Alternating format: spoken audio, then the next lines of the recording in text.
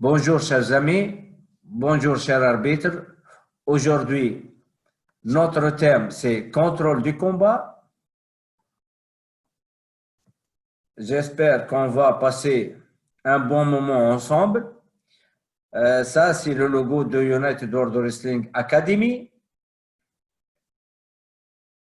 Je vous invite à consulter les deux cours en ligne Introduction to Refereeing et UV Rules Test online.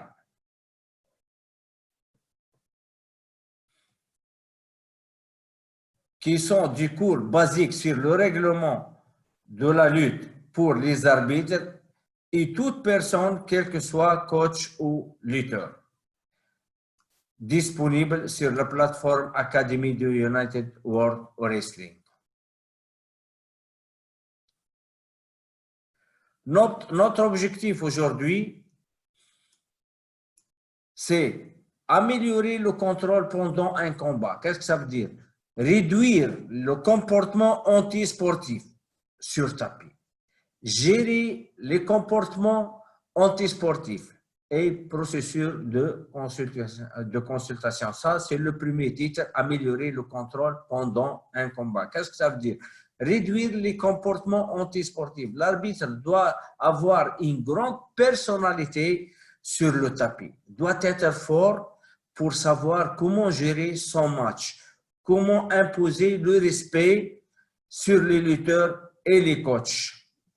Bien aussi, doit donner les bonnes décisions au bon moment et ses interventions, que ce soit pour une passivité ou pour arrêter une prise illégale au bon moment.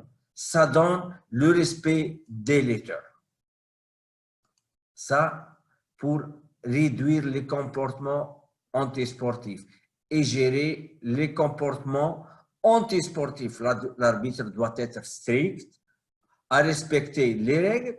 Contre les actions antisportives, il doit intervenir au bon moment aussi.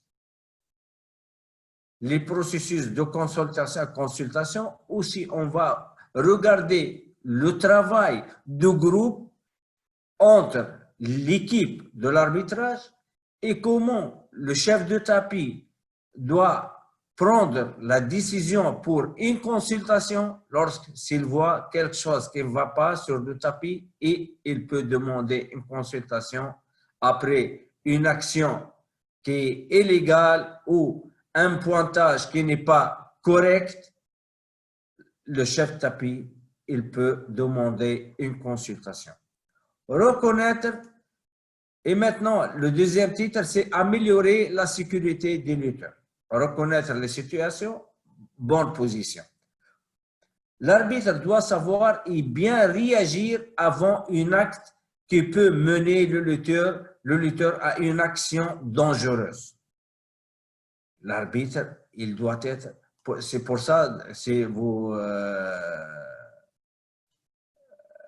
avez été avec moi sur le thème de positionnement de l'arbitre, j'ai expliqué ça, comment l'arbitre, il doit réagir avant une situation qui est dangereuse et tout ça. L'arbitre, s'il a une bonne connaissance de l'arbitrage, une bonne expérience de l'arbitrage, et ils savent bien les règles, il peut savoir quand on peut avoir une action dangereuse ou une action antisportive.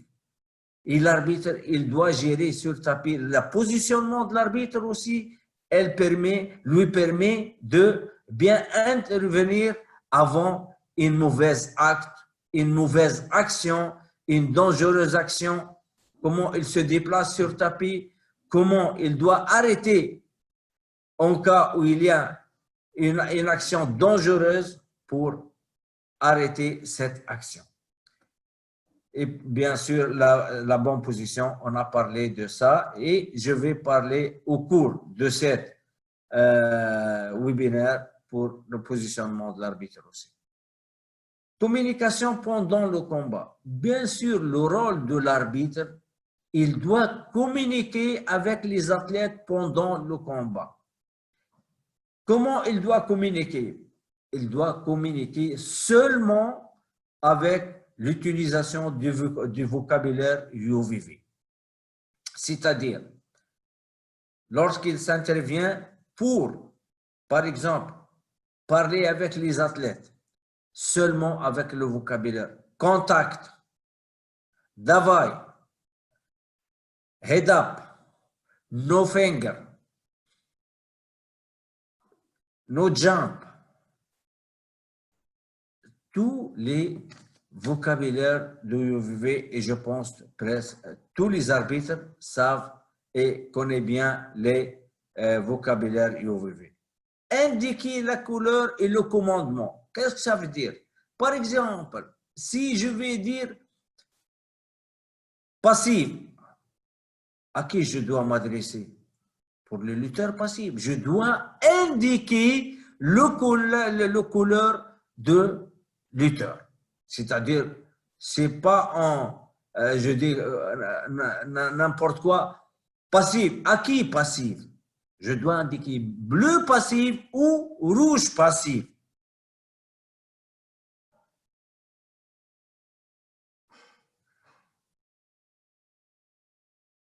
Aussi, le commandement. Qu'est-ce que ça veut dire, le commandement? L'arbitre, il doit être ferme dans la décision. Il doit directement parler avec le lutteur fautif. S'il y a, par exemple, une faute, une action contre les règles, il doit directement parler avec le lutteur. Attention, no block, no finger. Attention, head up.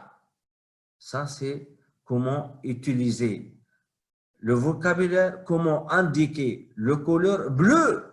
Attention. Rouge, attention. Rouge, no block. Il doit être ferme dans ses décisions. Distance avec les lutteurs. Bien sûr, l'arbitre ne doit pas rester à côté des lutteurs.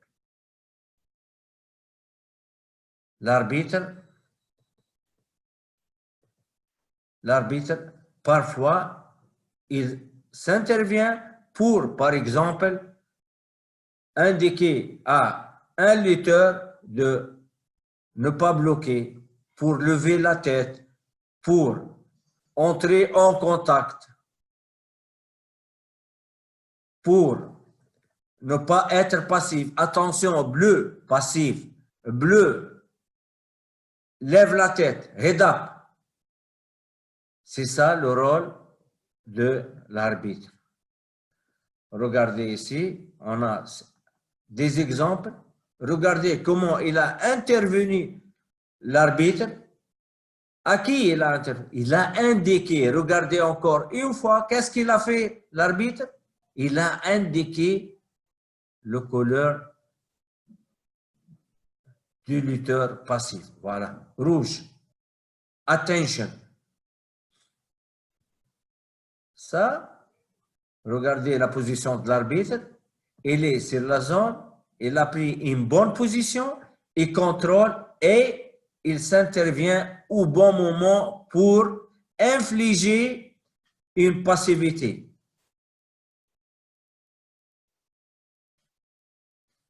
La bonne gestion du temps. Ça aussi, l'arbitre, on a expliqué l'autre fois que l'arbitre, il doit prendre la bonne position sur le tapis, non seulement pour contrôler le match, et aussi pour contrôler le scoreboard, pour arrêter au bon moment. Par exemple aussi, s'il doit pénaliser un athlète par un avertissement et 1 point ou 2 points, il doit regarder le temps. Si par exemple, il y a une fuite de tapis dans les 15 dernières secondes, il doit par exemple infliger une attention pour le lutteur qui fait la fuite. Si par exemple, on n'a pas beaucoup de temps. Dans les 5 dernières secondes, à ce moment-là, il doit stopper, il doit donner l'avertissement et l'un ou les 2 points. C'est pour ça qu'il doit contrôler le scoreboard. L'arbitre intelligent, il doit toujours prendre une vision, une large vision pour contrôler le tapis, contrôler les athlètes, contrôler le scoreboard et les yeux aussi sur ses collègues, le juge et le chef de tapis.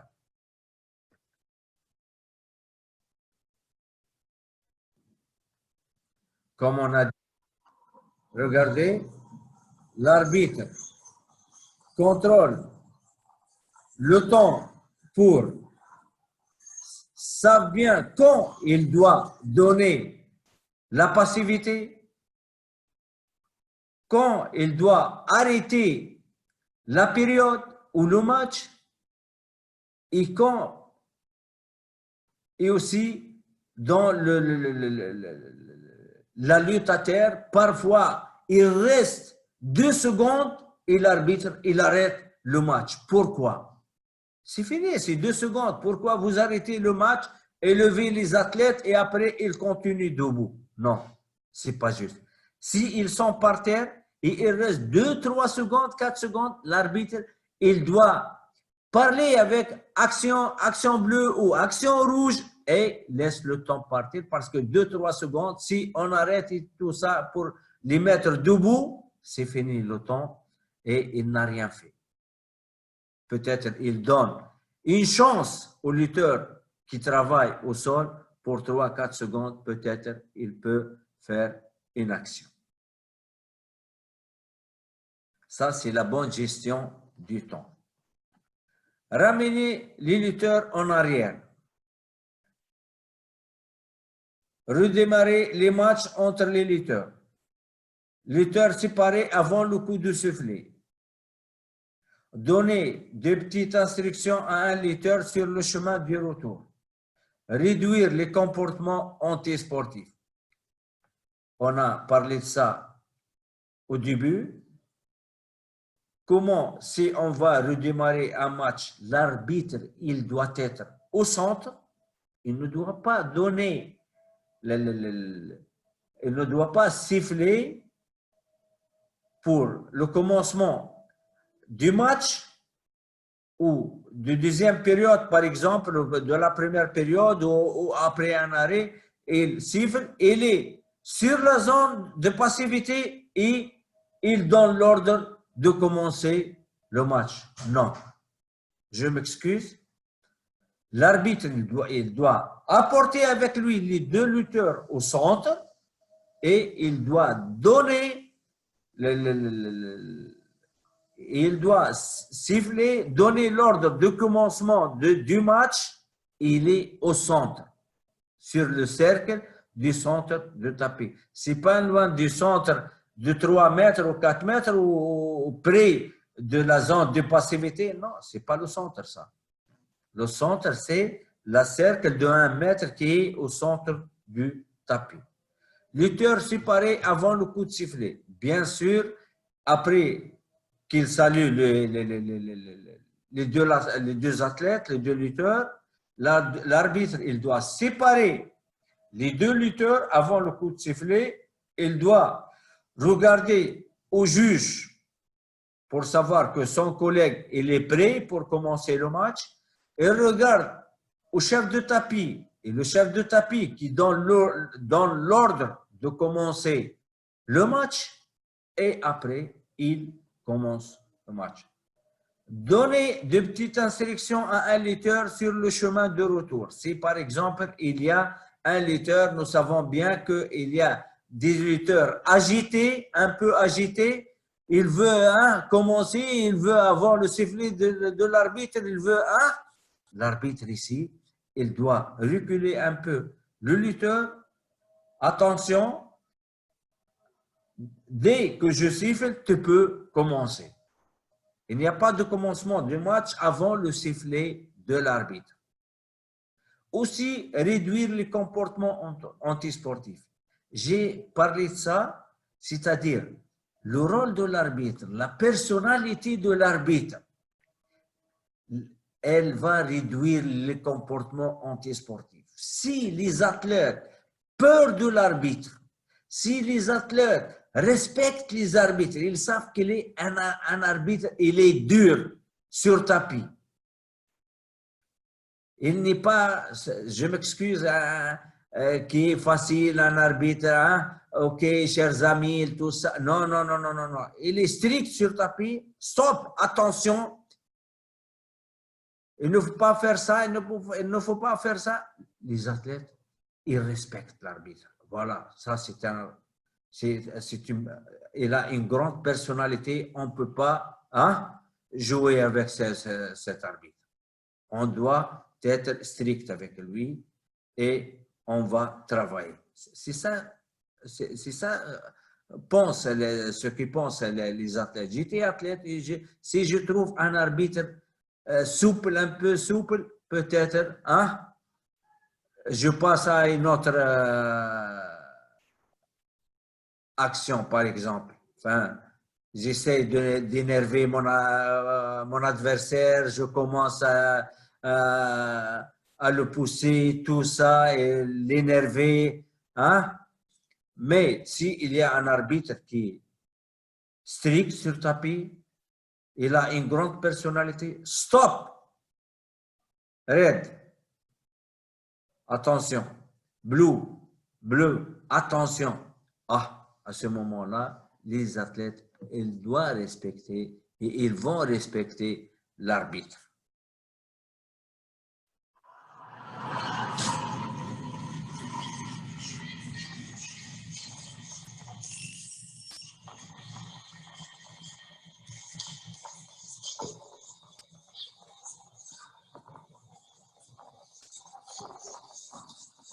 Regardez, ça ce que j'ai expliqué. L'arbitre doit être au centre. Le lutteur, on a vu le lutteur rouge, il veut commencer avant le sifflet de l'arbitre.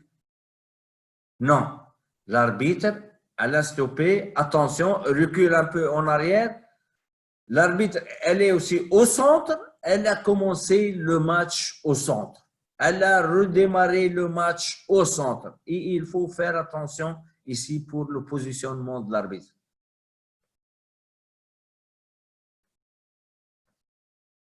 Gérer les comportements antisportifs. Regardez, chers collègues et chers amis.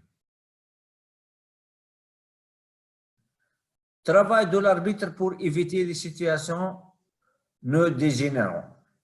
Comment ça marche? Bon positionnement, bonne communication à la recherche d'un comportement provoquant. Si l'arbitre laisse les actions de provocation, parce que le lutteur, il va provoquer son adversaire. Ça, c'est sûr. Il doit mettre, par exemple, la main sur le visage. Ici, s'il n'intervient pas au bon moment, l'arbitre, on va passer à une autre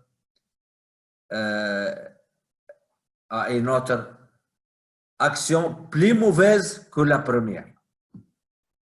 Regardez, dans cette action, il a poussé. Si, par exemple, il a poussé le visage, ils ne sont pas en contact. À ce moment-là, l'arbitre il doit arrêter. Bleu, attention. OK? Si, par exemple, la même action, mais les deux athlètes, ils sont en contact durant une action, et le lutteur pousse le visage de son adversaire. L'arbitre, à ce moment-là, il doit demander l'avertissement et les points, que ce soit 1 point ou 2 points. Aussi, le positionnement de l'arbitre lui permet d'intervenir rapidement contre les actions provocantes. Et l'arbitre, il ne doit pas laisser les lutteurs qui cherchent à provoquer ses adversaires ou ses collègues. Ça, c'est le rôle de l'arbitre. S'il prend une bonne position, il doit arrêter directement la provocation. Aussi, la bonne communication avec les athlètes, avec le vocabulaire de UVV, et parfois il arrête le combat avec directement, il inflige un avertissement verbal pour les lutteurs fautifs. Attention bleu ou attention rouge. Ok, stop, c'est fini ça. Oh, l'arbitre, il doit être strict sur tapis. Gestion du comportement antisportif. Début du match, ou pendant le match, ou à la fin du match.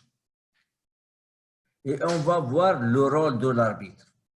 Et si l'arbitre, il est fort, il a une grande personnalité, aussi la position de l'arbitre, tout ça, c'est un ensemble qui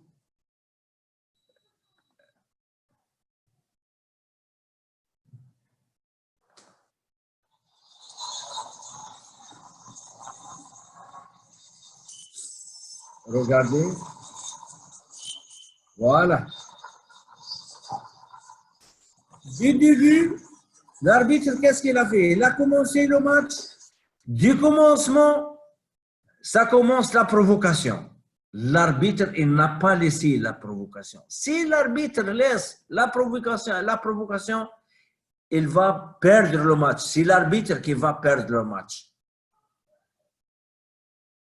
L'arbitre qui est correct et qui a une bonne personnalité, directement, il a stoppé le match et il a dit attention pour les lutteurs. On va regarder encore une fois. Regardez.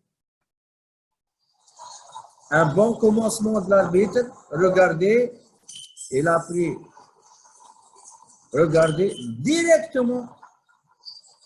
Il a demandé aux deux lutteurs de faire attention. OK? C'est un bon arbitrage. Ça, c'est le début du match. Pendant le match,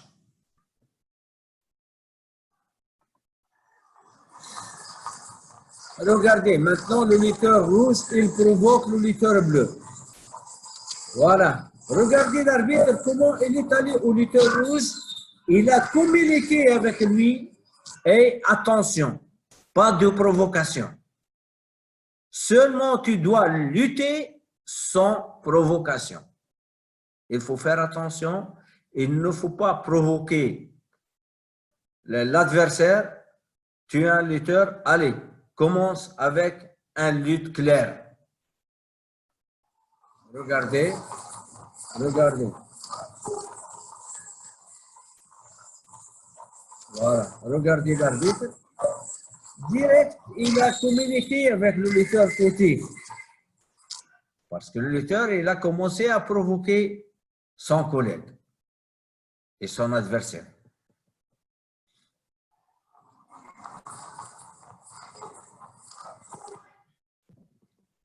Maintenant, c'est la fin du match.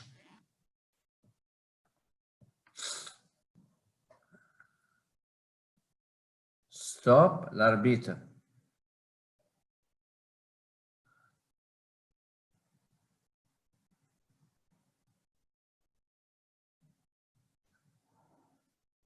Il a intervenu pour arrêter la provocation et peut-être il sera après un problème sur tapis. Normalement aussi, l'arbitre, voilà, il doit demander aux deux lutteurs pour se saluer. Le match est fini. Ce n'est pas nécessaire de faire de provoquer des problèmes sur tapis. Ça, c'est le rôle de l'arbitre sur le tapis. Maintenant, regardez, je ne veux pas parler des fautes des arbitres maintenant, seulement on parle de la position de l'arbitre, on parle comment gérer le match. Mais regardez dans cette position, l'arbitre, il doit envoyer les lutteurs pour les entraîneurs. Il demande au lutteur rouge, par exemple, pour saluer l'entraîneur du lutteur bleu. Mais dans ce cas-là,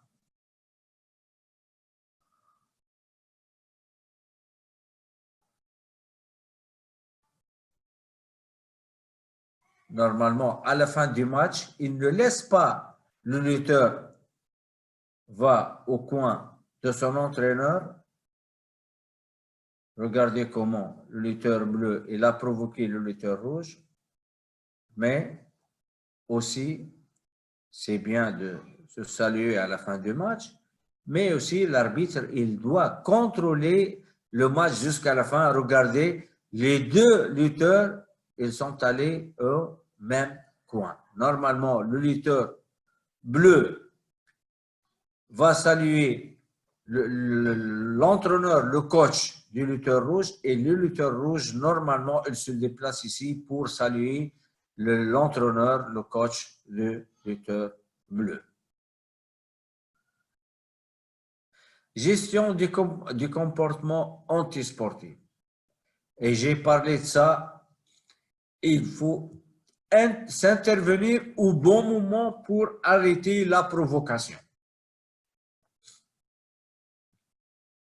Par exemple, ça c'est un exemple. Choisissez un des trois options. La première chose, de dire attention, ou de donner avertissement 1 point ou 2 points, ou de disqualifier le lutteur. Quel est votre choix dans cette situation? Regardez cette situation.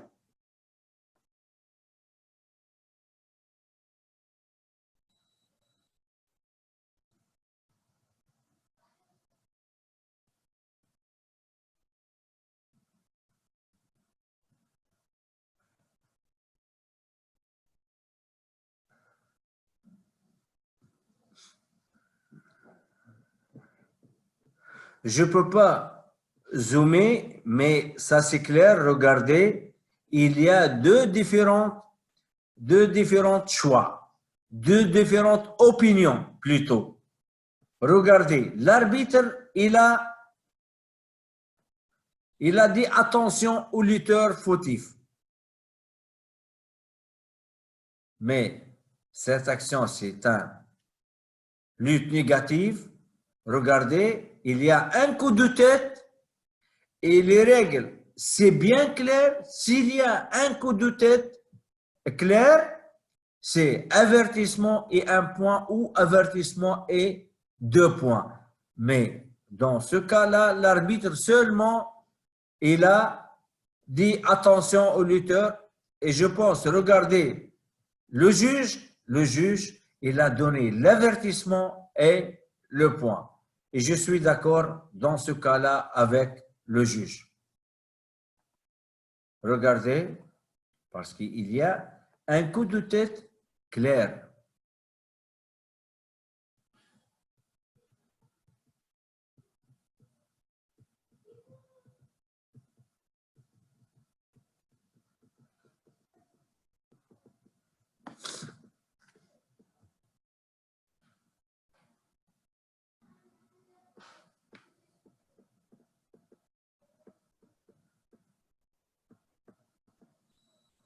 Regardez, voilà, c'est clair. Regardez. Voilà. C'est clair. Ça, c'est pas pour une attention ou un avertissement verbal. Ça, c'est un avertissement 1 ou 2 points.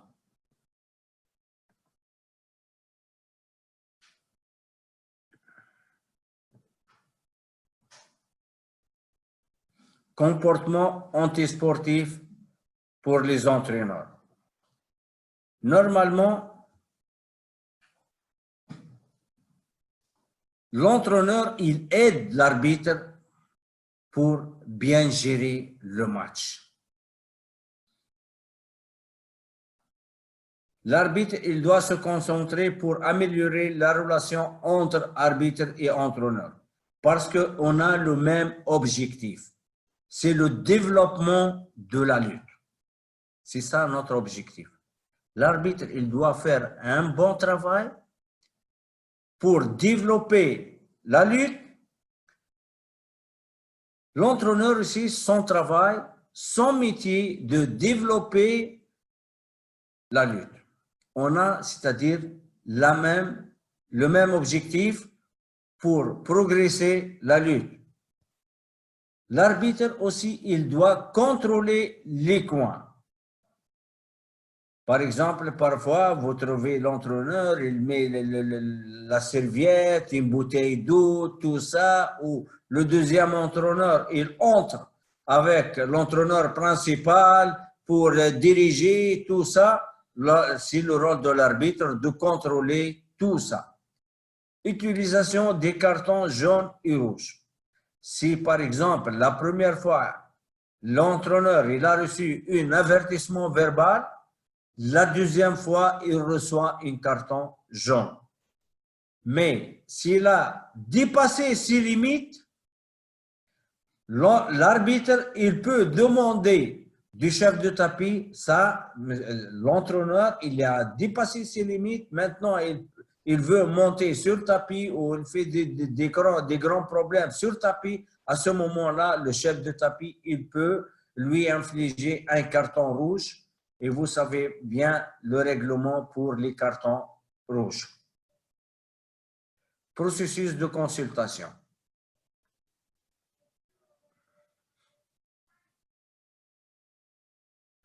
Outils pour le président de tapis quand? Qu'est-ce que ça veut dire processus de consultation? Le chef de tapis, s'il a vu, par exemple, une faute du juge ou de l'arbitre, il peut arrêter et il peut demander une consultation. Par exemple, s'il y a une action de 1 point ou une action de 2 points, mais le juge et l'arbitre, ils ont donné 4 points, il n'est pas d'accord avec eux, qu'est-ce qu'il va faire? Il doit stopper et demander une consultation pour expliquer cette situation. L'erreur de l'équipe d'arbitre, on peut avoir une erreur entre l'équipe des arbitres, mais le chef de tapis, il peut, comme j'ai dit, il peut demander une consultation pour régler s'il y a ou corriger s'il y a des fautes comme ça, il peut les corriger avec son intervention pour une consultation. Potentiel d'affecter le résultat. Comment?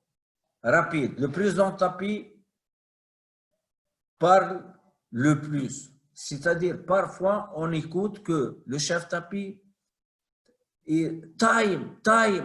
C'est-à-dire, l'arbitre, il n'a pas, par exemple, regardé le scoreboard. Par exemple, parfois, il y a une faute.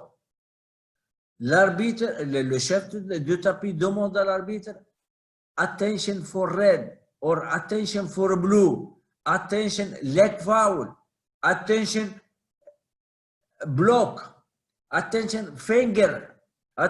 L'arbitre, le chef tapis parfois, il demande à l'arbitre pour faire attention.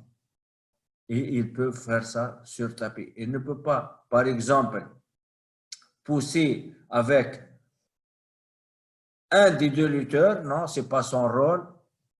Son rôle seulement pour indiquer les fautes et parler doucement avec l'arbitre.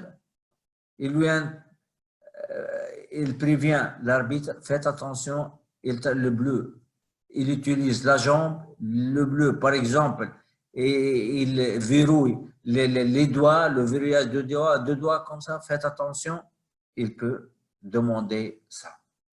Le résultat est indiqué par l'arbitre et le président du tapis avant de reprendre le combat. Parfois, il y a des challenges. Pourquoi? Parce que le scoreboard n'est pas correct. Dans ce cas-là, le chef de tapis, il doit intervenir, il doit corriger le scoreboard et donner ou indiquer à l'arbitre de reprendre après la correction, il demande à l'arbitre de reprendre le combat. Parce que parfois, s'il y a un problème et les entraîneurs commencent à faire dire hey, attention, c'est pas 4 points, c'est 2 points, c'est ça, il arrête. Il regarde son feuille de pointage et après la correction du résultat, il demande à l'arbitre de reprendre le combat. Mais il doit corriger le pointage.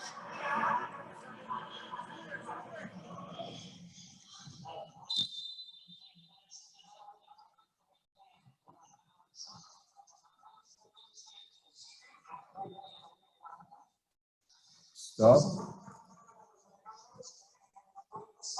Voilà. Maintenant, le chef tapis, parce que je pense que l'arbitre n'a pas donné de points pour cette action. Le juge, peut-être aussi, il n'a pas donné. Maintenant, le chef tapis, il a fait une consultation pour expliquer qu'il y a une action en dehors du tapis. Une action qui a commencé au centre du tapis et terminé aux zones de sécurité. Ce n'est pas nécessaire d'expliquer est-ce qu'il y a 1 point ou 2 points ou 4 points. Voilà. Maintenant, l'arbitre, il a annoncé les points. On va regarder encore une fois. Si pour ça, le chef de tapis, il a demandé la consultation. Regardez, une action qui était aux zones, regardez.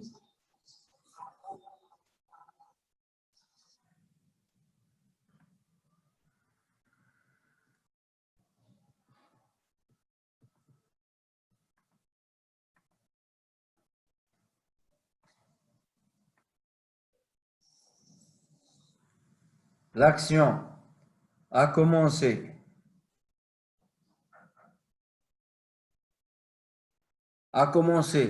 du zone de passivité, c'est une action valable. Aussi, où est l'arbitre ici, dans cette position? L'arbitre, il est loin des lutteurs, c'est pour ça, je pense que l'arbitre n'a pas bien vu, c'est pour ça on a expliqué le positionnement de l'arbitre.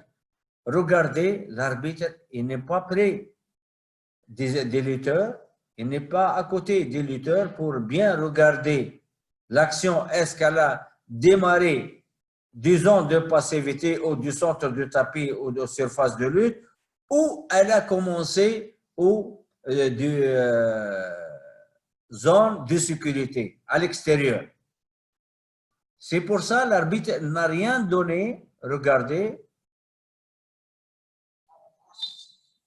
Seulement, il a sifflé, il a stoppé le match, il a redémarré le match au centre sans donner aucun point. C'est pour ça, le chef de tapis, il a arrêté le match, il a demandé une consultation avec le juge et avec l'arbitre.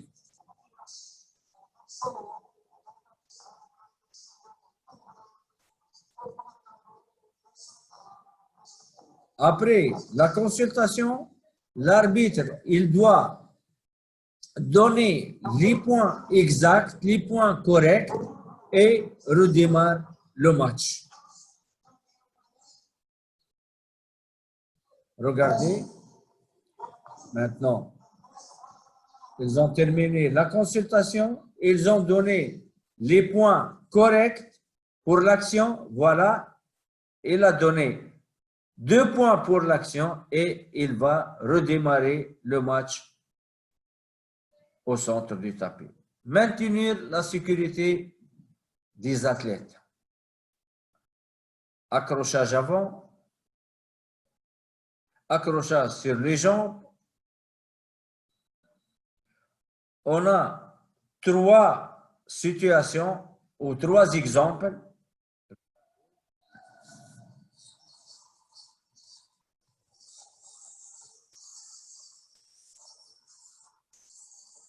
L'arbitre contrôle. Action foul. Action foul. La lutteuse, elle a pris la main de son adversaire dans une position dangereuse. L'arbitre, il a contrôlé et il a stoppé immédiatement. Regardez ici, cette photo, il tient le bras, mais ça, c'est une prise foul, c'est une arm block, c'est une arm block, c'est une action foul. Aussi, dans le deuxième exemple, c'est la même chose, un arm blocage, c'est une foul, l'arbitre, il doit intervenir immédiatement dans ces cas-là.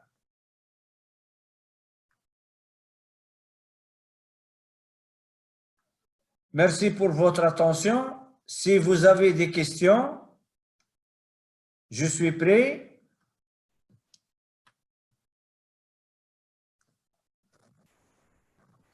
Merci Kamel. Merci. Examen rapide. Gérer les comportements antisportifs à tout moment du match. Bonne position, bonne communication, reconnaître un comportement provoquant. Distance des lutteurs, les ramener au centre, savoir combien de temps est sur l'horloge. Et c'est pour ça qu'on a parlé du positionnement de l'arbitre.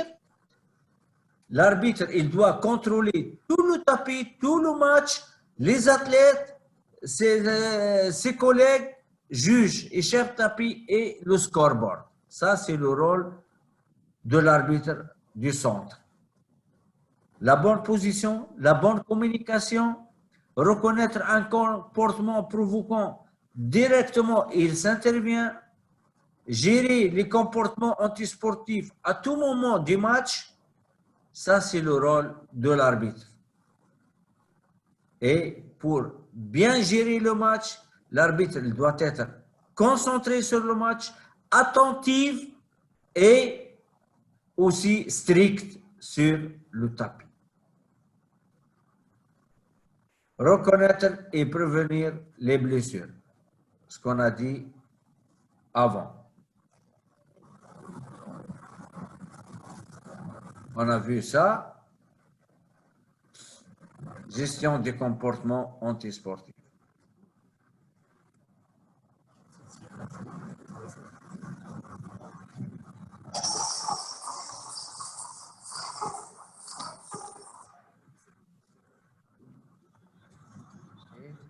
On va regarder encore une fois. C'est pour la...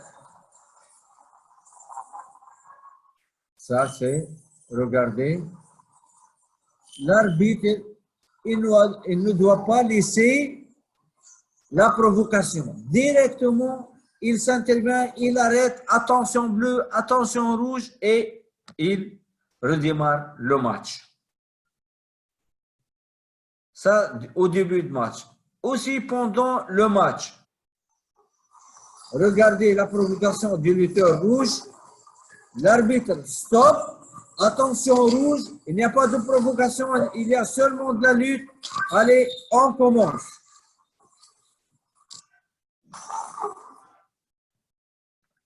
Fin du combat aussi. L'arbitre, il doit être vigilant pour les provocations à la fin du match. Regardez, le lutteur bleu, il a poussé son adversaire. L'arbitre, il doit intervenir. Normalement, il doit demandez au lutteur bleu de ne pas refaire cette action.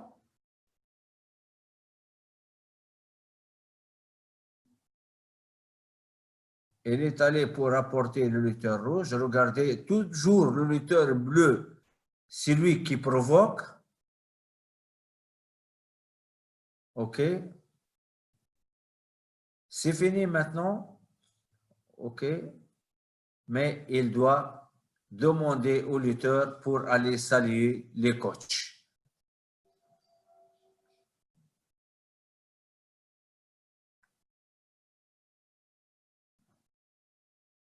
OK, je pense qu'on a terminé. Merci bien pour votre attention. Merci pour mon ami Vincent. Merci à toi, Kamel. Merci pour ce séminaire qui est particulier.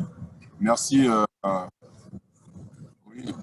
Merci à toi, comme je disais, pour ce séminaire particulier dans une période de fête. Merci pour ton engagement. Je voulais dire, c'est pas une seule chose, redire un peu à ceux qui ont loupé les autres séminaires, c'est disponible en ligne sur la United Wrestling Academy, que ce soit pour les coachs, pour les arbitres, même les athlètes, il y a aussi des aspects techniques qui sont dessus, comme Kamel le rappelait tout à l'heure. Pensez également aussi que pour ceux qui ont suivi le séminaire, Kamel, il a laissé son email, vous pouvez à n'importe quel moment le joindre. Et puis moi, je pense que la semaine prochaine, je serai très heureux d'accompagner Kamel aussi sur les formations au niveau de la formation pour les Arabes. Donc, aussi pour dire merci à, j'ai vu Zaimi du Maroc, j'ai vu Zaki du Togo, j'ai vu Sophie Obé. Voilà, pour dire merci à tous ces participants-là de s'engager sur les formations en ligne parce que c'est aussi important. On n'arrête jamais de se former et il faut continuer à vous former. Kamel, moi je vous dis merci et puis on se dit à la semaine prochaine, si Dieu le veut. À la semaine prochaine. Merci bien, Vincent, pour votre collaboration et pour votre coopération aussi. Merci. Ouais. À la semaine prochaine pour un autre webinaire. Merci pour les participants. Merci bien pour tous nos arbitres et nos collègues coachs. Merci et au revoir.